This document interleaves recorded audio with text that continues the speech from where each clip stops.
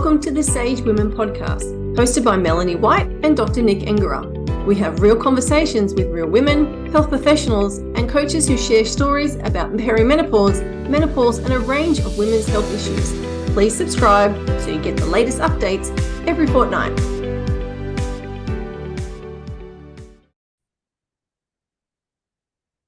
Hello, everyone, and welcome to the Sage Women's podcast. I'm Melanie White, and I would love to introduce Natalie Moore and Lisa Saunders, who are today's guests. Welcome, ladies. It's lovely to have you here.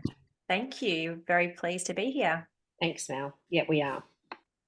Please tell us a little bit about yourselves before we launch into this episode. Yes, I'm happy to jump on in. So I guess from a professional context, I'm a women's health coach, yoga and meditation teacher, and a really passionate trainer and facilitator.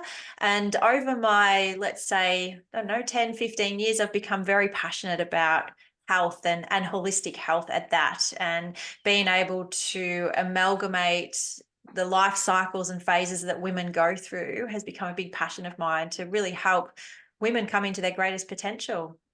And, very lucky to be working as a consultant with Sage Women's Health and founder of Own Your Health Collective.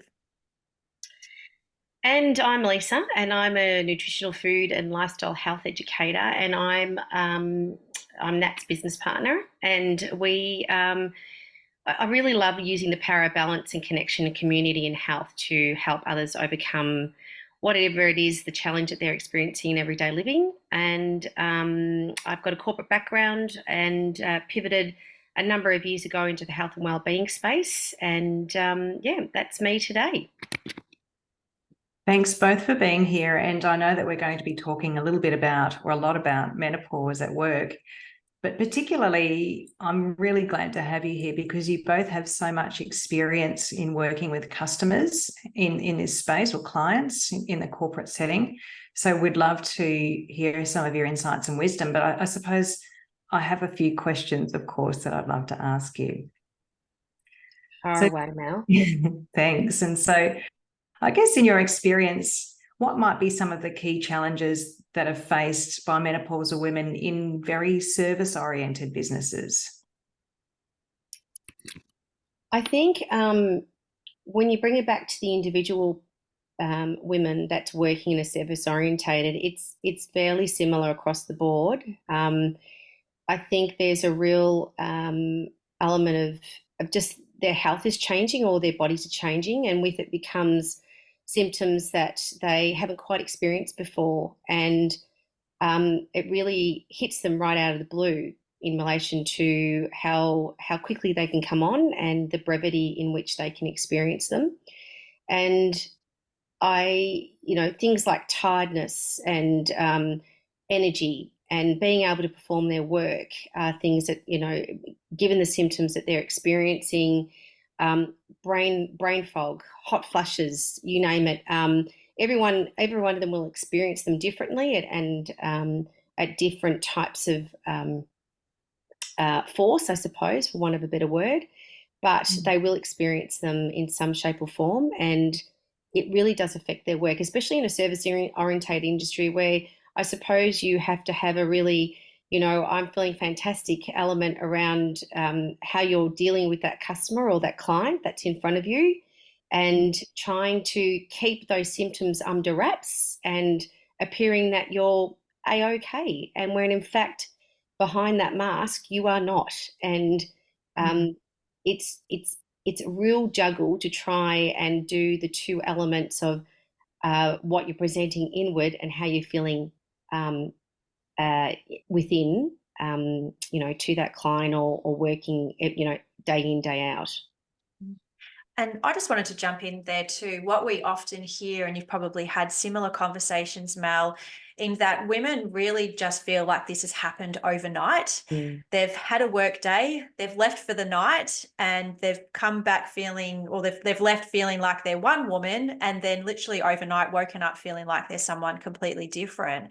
And they've been able the day before to articulate sentences, to think on their feet, to remember people's names, to all of a sudden feeling like, oh, who is this person? I'm racking my brain what this person's name is, or I can't actually string a sentence together like I did just the day before. And that's probably the greatest challenge, that it really, although there is a build up there, and we'll talk a little bit about that lack of education, there is that build up, but we haven't been aware or tuned into it until all of a sudden it almost literally smacks us in the face.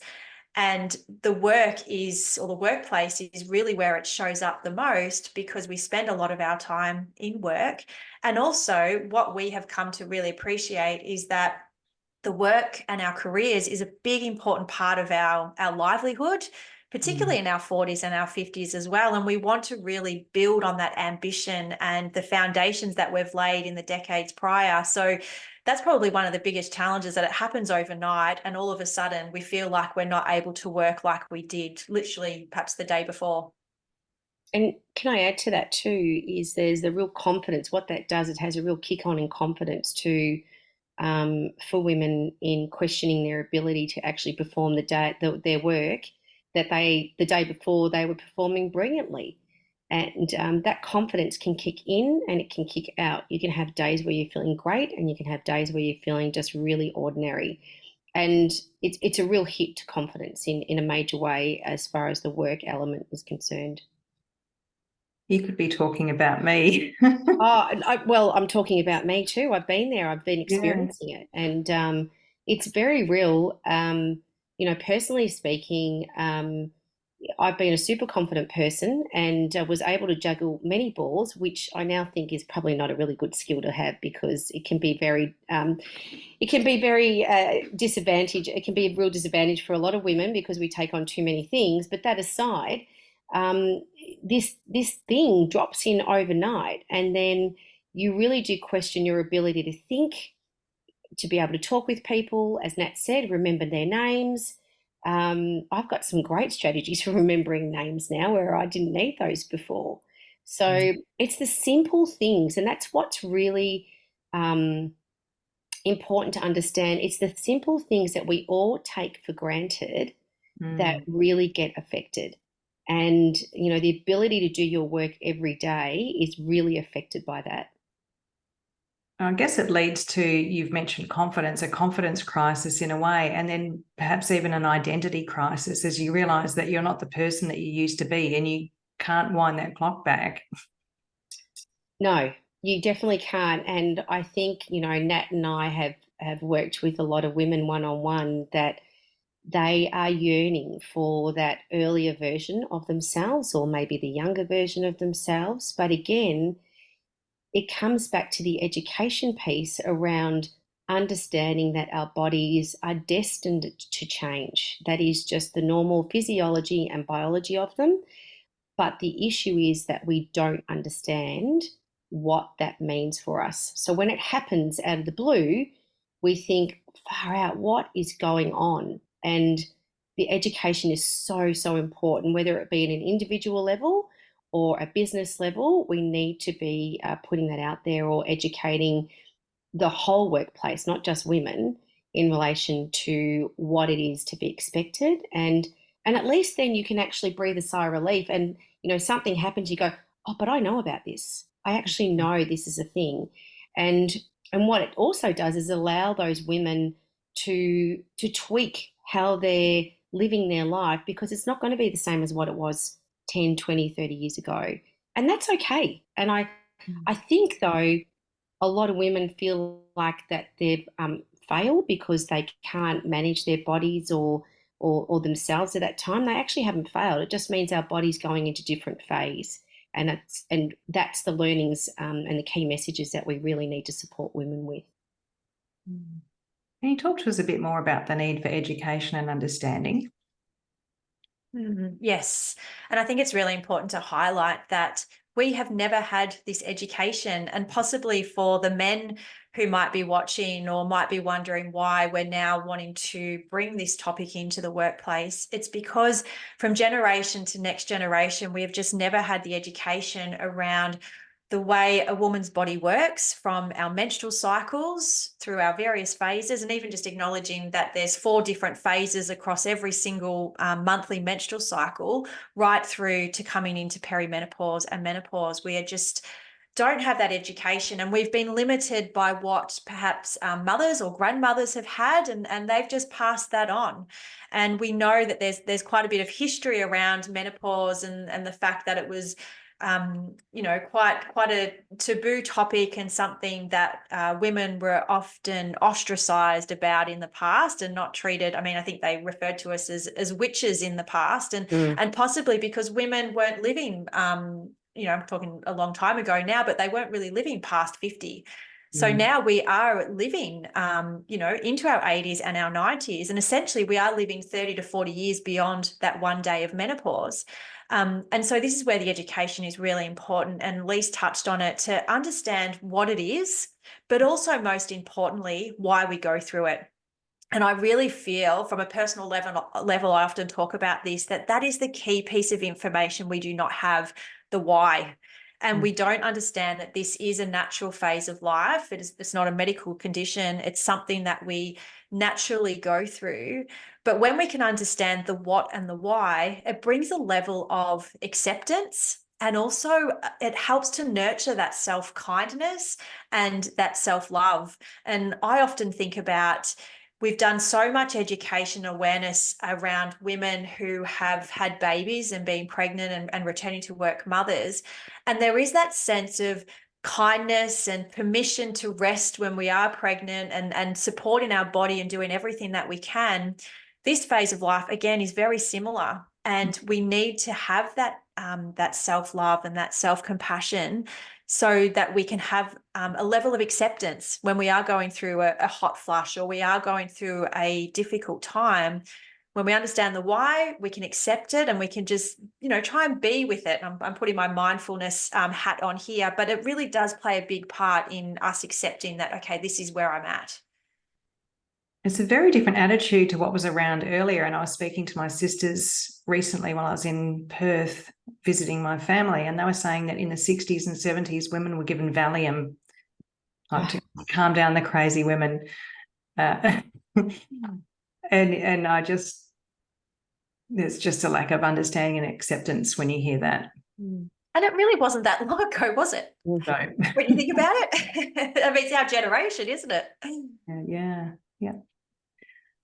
So just kind of leveraging off what you were just speaking about, Natalie, about self-care and those sorts of things, I suppose be really interested to hear your thoughts on how organisations can start the conversation with their workforce, where they've got women in support roles who are possibly going through compassion fatigue. So they might be on the complaints line, in a sales role, in a counselling or grievance sort of role. What would your advice be for starting the conversation and supporting those women?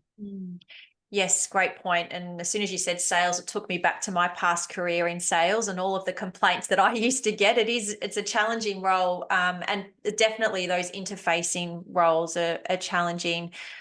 It really does start with, I often talk about it, building your literacy across the workplace around menopause and what it is and why it is a topic for the workplace.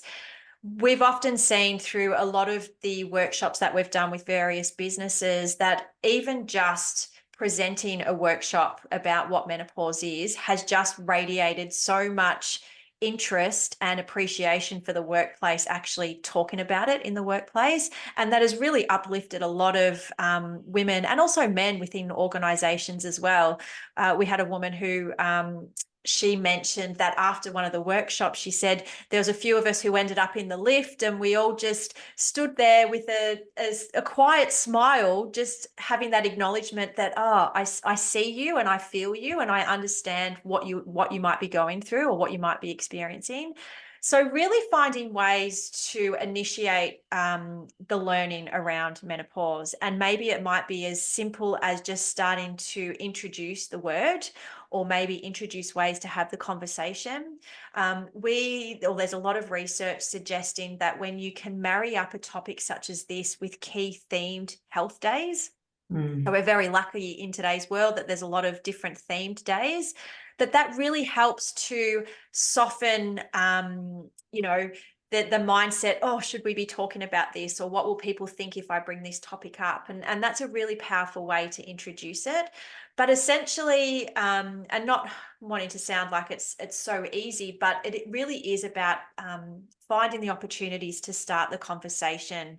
And you might find that you introduce a program or a workshop as your starting point, or sometimes other companies just want to be able to softly introduce the topic, and it might just be having a focus group or starting a conversation, or bringing women together to understand a little bit more about their experience, and then expanding from there.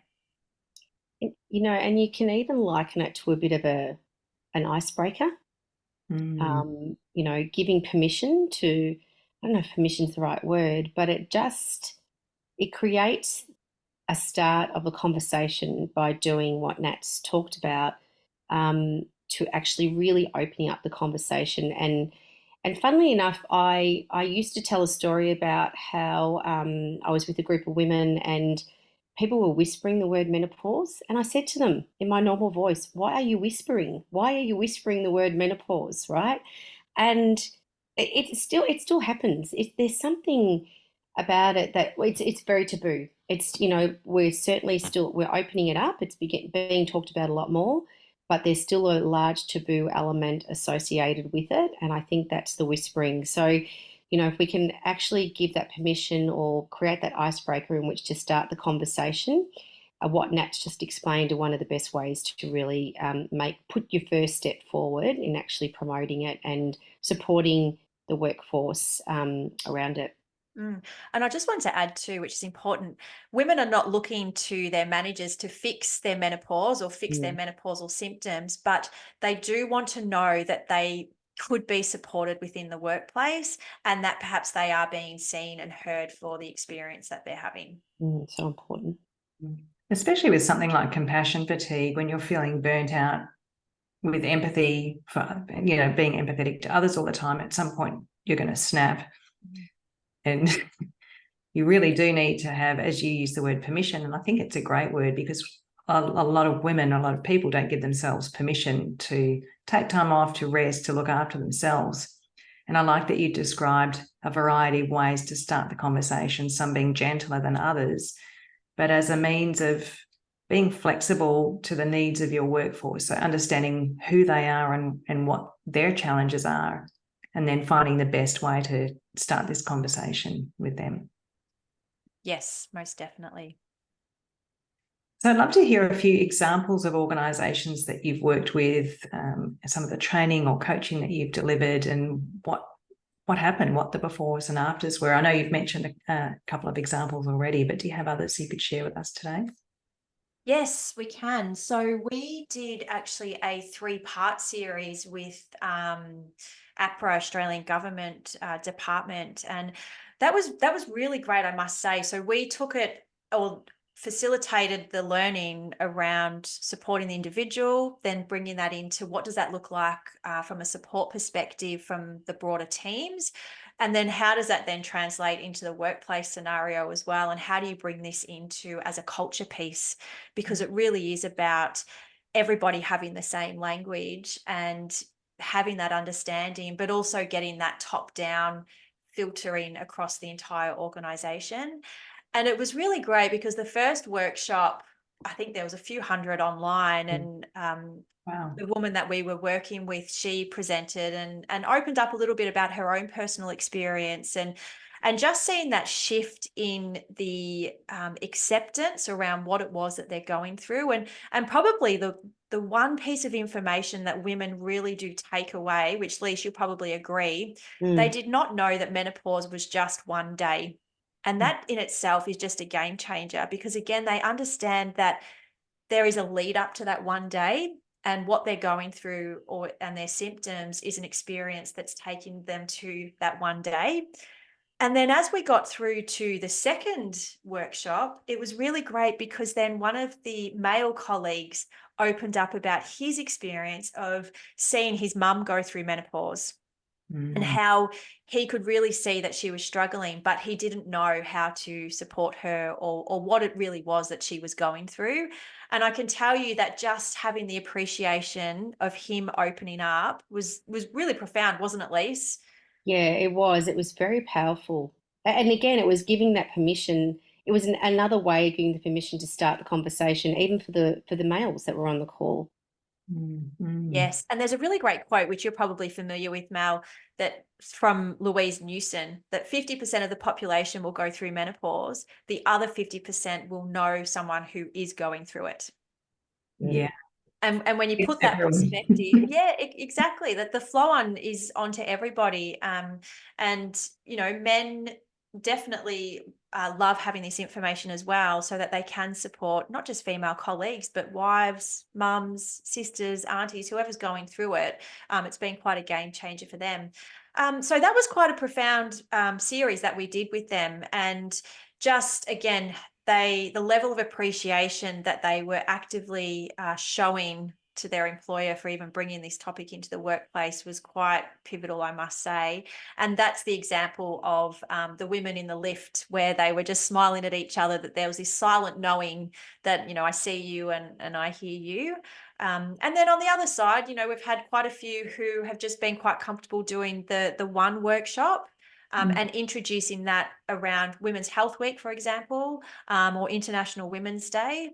And then from there, it's looking at, okay, what do we do next? How do we really support women in the workplace to open up and feel like they're supported, and even start tailoring existing wellbeing initiatives to ensure that we're actually hitting the mark on what our employees actually need.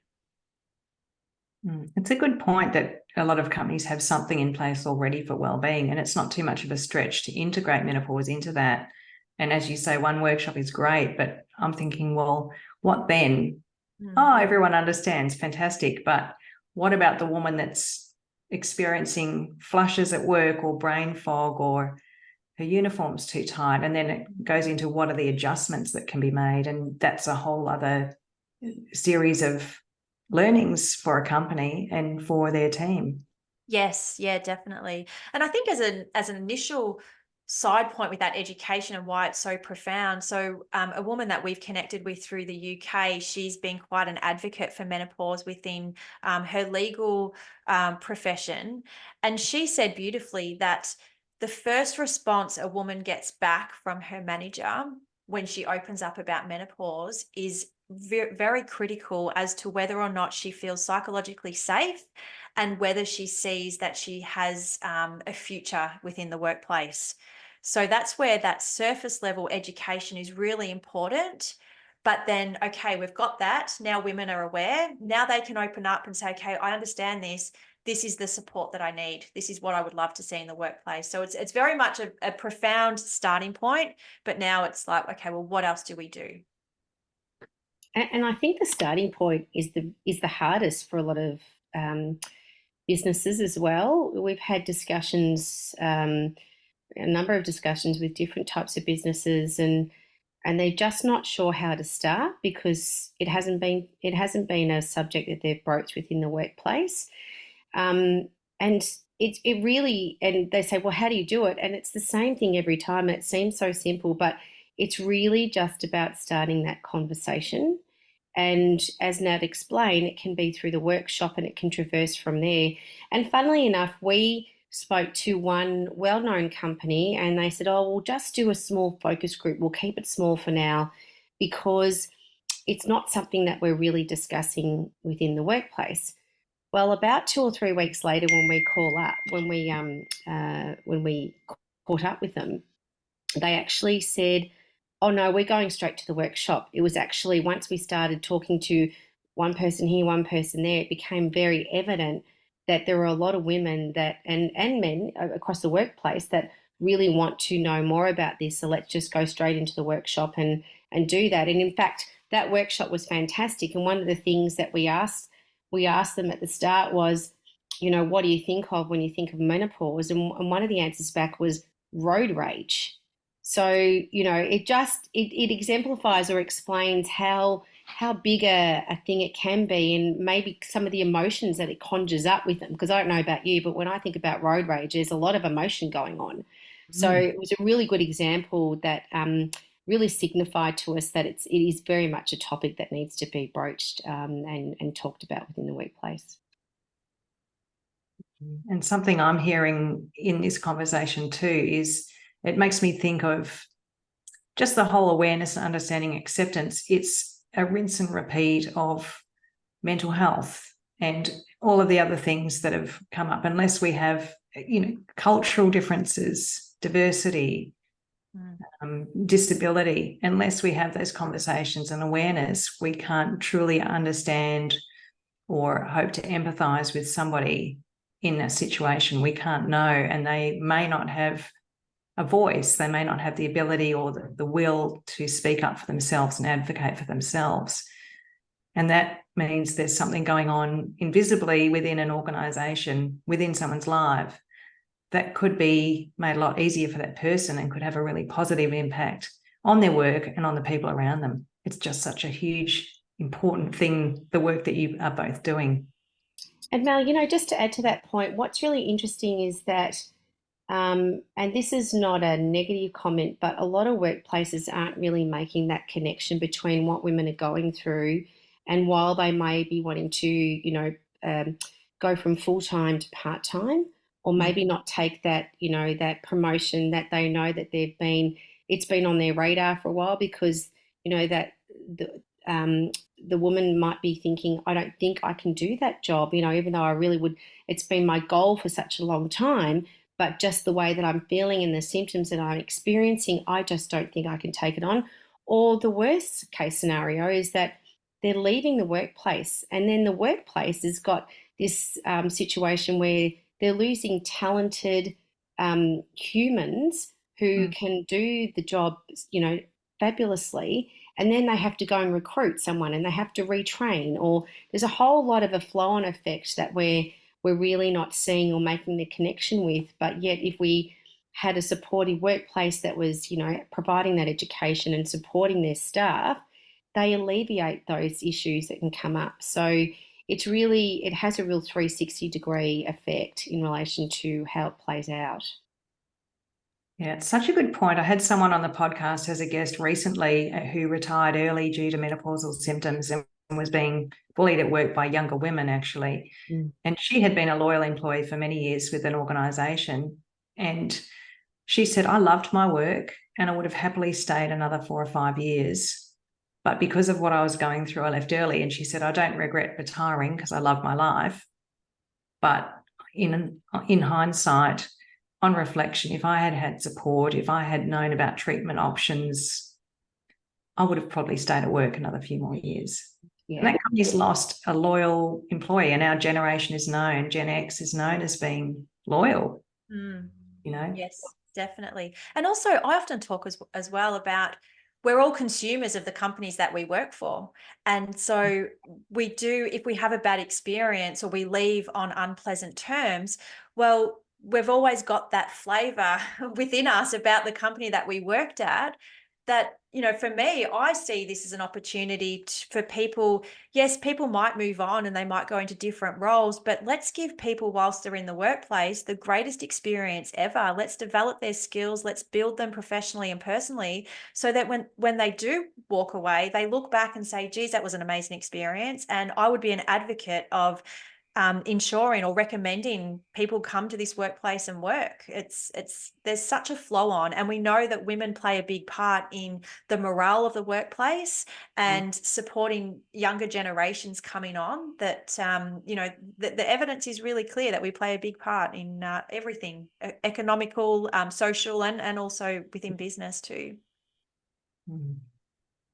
Thanks so much to both of you for your time today and sharing some insights of companies that you've worked with. And I'm really hearing how important it is to have this conversation and the huge impact that it can have. And I'm really also interested in the Senate inquiry that will be going through over the next year and what comes out of that, because that will give some really tangible information around the flow-on impacts of menopause at work. But thanks for your time today. It's lovely to have you as a guest. Thanks for having us, Mel. Thank you so much. Look forward to seeing you again in the future. You will.